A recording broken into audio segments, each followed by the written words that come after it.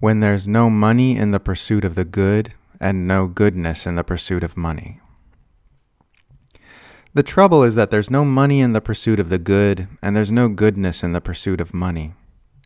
If you want to devote your life to doing good, then you will likely need to consign yourself to a life of far less material comfort than if you had not.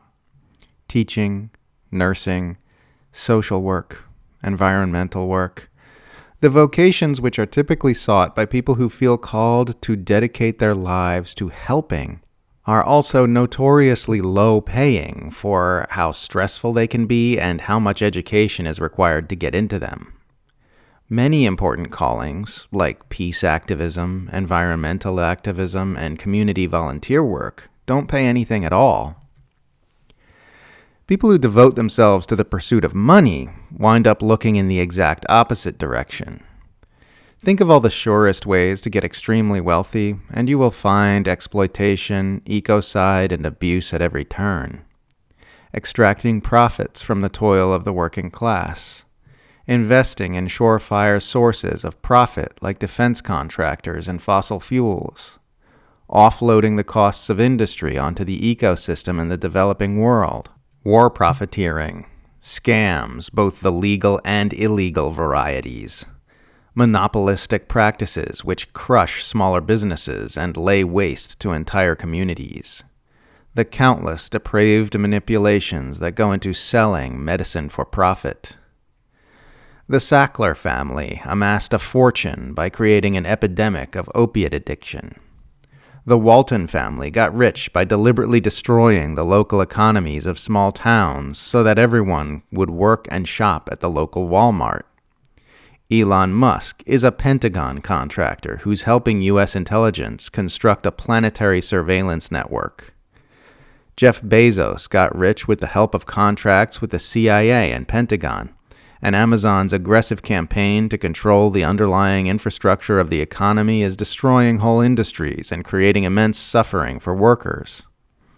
Larry Ellison's Oracle is intertwined with the U.S. intelligence cartel and the Israeli genocide machine, as is Peter Thiel's Palantir. These are just a few examples of how depraved you have to be to amass immense amounts of wealth. Beyond that, there are all the ugly manipulations people engage in to protect the status quo upon which their wealth is premised. The extremely wealthy buy up narrative control in the form of media, think tanks, and Silicon Valley platforms in order to influence public political opinion to their benefit. They influence the government through legalized bribery in the form of campaign contributions and lobbying. Sometimes they even hop right into the actual government itself, like Donald Trump and Elon Musk, all to ensure the continuation of the unjust systems which allow them to amass wealth while destroying the biosphere and making everyone else poorer, busier, sicker, more exhausted, and more propagandized. These are the kinds of people who rise to the top in our current system, the absolute worst among us. The more ruthless and underhanded you are willing to be, the easier it is for you to become obscenely wealthy and powerful. Our systems reward and elevate sociopathy, which is why we now find ourselves ruled by sociopaths. And meanwhile, the best among us toil in obscurity, swimming against the current of this sociopathic dystopia their entire lives before dying with nothing to their names but the love that they shared.